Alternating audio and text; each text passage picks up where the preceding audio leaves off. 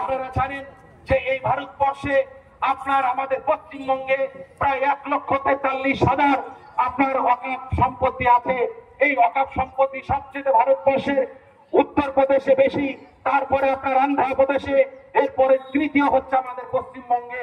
অথচ এই ওয়াকফ সম্পত্তিকে আজকে পার্টির নামে বিভিন্ন শাসক দলের নেতা নেত্রী এমপিরা এমএলএ আজকে দখল করে, একটা শ্রেণীর লোক দখল করে তারা আজকে আপনার সেখান থেকে উপার্জন করে অবৈধভাবে তারা আজকে আপনার আখের গোছাচ্ছে। আজকে আমরা পরিষ্কার বলতে চাই যে ওয়াকফের বিরুদ্ধে যে আইন নিয়ে আসা হয়েছে, সেই আইনে এখানে একটা জিনিস দেখুন, আমাদের এই পশ্চিমবঙ্গে এবং ভারতবর্ষে কেন্দ্র সরকারের দ্বারাই যে ওয়াকফ বোর্ড করা হয়েছে, এটা কারো দয়া নয়, এটা আমাদের সাংবিধানিক অধিকার, এটা আমাদের সংবিধান অধিকার দিয়েছে। আমরা এখান থেকে জিজ্ঞাসা করতে চাই, স্বৈরাচারী হিটলার সরকারকে তোমাদেরকে ওয়াকফ বোর্ডে দখলন্দাজি করা, হস্তক্ষেপ করা তোমাদের কোনো অধিকার নাই। কারণ আমাদের এই দেশের মাটিতে শুধু ওয়াকফ বোর্ডের সম্পত্তি আছে এমন নয়। আজকে আপনারা জানেন যে আমাদের দেশে হিন্দু, মুসলিম, খ্রিস্টান, বৌদ্ধ সমস্ত জাতি, ধর্ম, বর্ণ নির্বিশেষে ভ্রাতৃত্বের সঙ্গে আমরা বসবাস করি।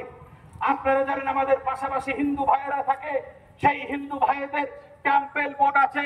সেই টেম্পল বোর্ডে পরিষ্কার করে উল্লেখ করা আছে যে টেম্পল বোর্ডে কোন বৌদ্ধ, কোন বুদ্ধ, কোন খ্রিস্টান এবং কোন জৈন সেখানে আপনার হতে পারবে না, সদস্য হতে পারবে না। তাহলে যেখানে টেম্পল বোর্ডে কোন মুসলিম, জৈন, খ্রিস্টান, বৌদ্ধ যদি অংশগ্রহণ না করতে পারে, আমি ওই মোদী সরকারকে, তানাশাহী সরকারকে তাকে জিজ্ঞাসা করতে চাই, কোন অধিকারে সংবিধানকে তোয়াক্কা না করে, সংবিধানকে বুড়ো আঙ্গুল দেখিয়ে কি করে এখানে এসপি ডিএম কে আপনারা সেখানে নিয়োগ করতে চান? কিসের হিসাবে? ডিএম এর এমনিতে একটা জেলার তিনি আধিকারিক, তার প্রচুর কাজকর্ম, ডিস্ট্রিক্টে প্রচুর কাজকর্ম আটকে থাকে। আবার যদি ওয়াকফকে ট্রাইব্যুনাল থেকে নিয়ে এসে, জুডিশিয়ারি থেকে নামিয়ে নিয়ে এসে একজন ডিএম কে, কালেক্টরকে যদি সেই দায়িত্ব দেওয়া হয়, তাহলে এই দায়িত্বটা কখনোই করা হবে না। আজকে এই আইনের মধ্যে নিয়ে আসা হয়েছে যে এরা এই আইন পাশ করার পরে তারা কি করবে, একটা পোর্টাল করবে। সেই পোর্টাল ওয়েবসাইটের মাধ্যমে গোটা ভারতবর্ষব্যাপী যত ওয়াকফ সম্পত্তি আছে এই পোর্টালে নথিভুক্ত করা হবে। আর সেই নথিভুক্ত মাত্র সবাই দিয়েছে কত জানেন? মাত্র সবাই কত দিয়েছে জানেন? মানে এরা জনতনে ভাবে তারা এই ওয়াকফ সম্পত্তিকে দখল করে, এটা কোনো কিছু নয়, এটা অ্যামেন্ডমেন্ট বিল নয়, আইন নয়, কোনো বিষয় নয়। এরা চক্রান্ত করে আপনার এই কয়েক মাস আগে কিরেন রিজিজু আপনার বিধানসভায় পার্লামেন্টে পেশ করেছে, এত দ্রুত কয়েকদিনের মধ্যে তারা এটাকে পাশ করে নেওয়ার চেষ্টা করছে একদম।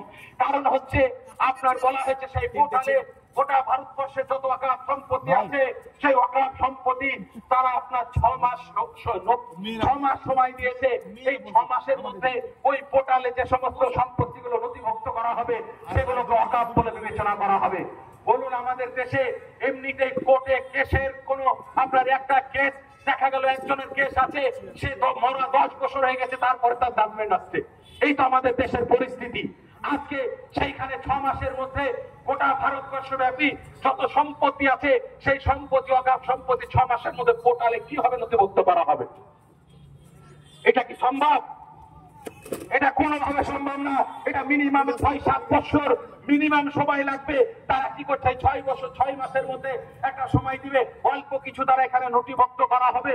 তারপরে তারা কি করবে, এটা এই বিতর্ক ওই বিতর্ক, এখানে আপিল দালানো হবে, আরএসএস এর লোককে দালা হবে, কে দিয়ে দালা হবে, ওকে দিয়ে দালা হবে, আপনার দিয়ে তারা সেখানে বিতর্কিত করে সেই দেশটাকে তারা সেই আমাদের সেই ওয়াকফ সম্পত্তিকে দখল করার পায় তারা করছে।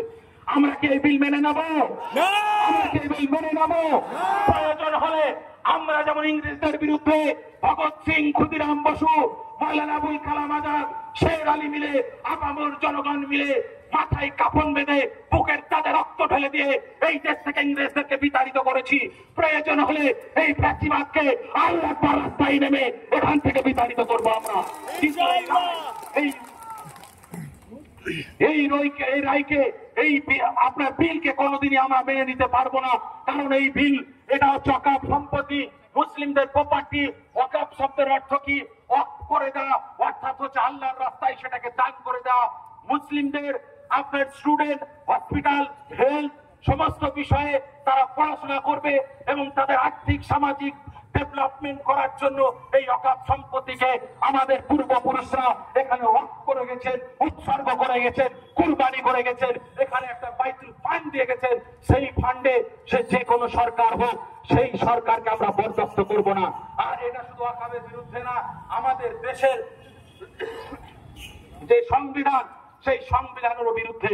কারণ আমাদের সংবিধান বলছে যে জাতি, ধর্ম, বর্ণ নির্বিশেষে প্রত্যেকটা মানুষের ধর্ম বিশ্বাসে, তার ধর্ম বিশ্বাস অনুযায়ী সে গির্জা, মন্দির, মাদ্রাসা, মসজিদ করতে পারে।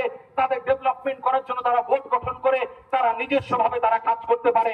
এতে না সরকার, না কোনো নেতাজি, না পিয়াজি, কেউ এখানে আপনার বাধা দিতে পারে না। কিন্তু এই হিটলারি সরকার, ফ্যাসিবাদ সরকার, আরএসএস দ্বারা পরিচালিত সরকার এই সংবিধানকে পুরো আঙ্গুল দেখে সংবিধানের বিরুদ্ধে তারা আইন নিয়ে আসছে।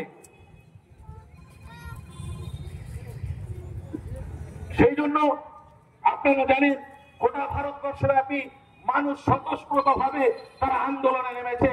এই মানুষের যে গুসা, এই মানুষের যে ক্ষোভ, এই মানুষের যে রাগ, তারা আজকে রাজপথে নেমে এসেছে।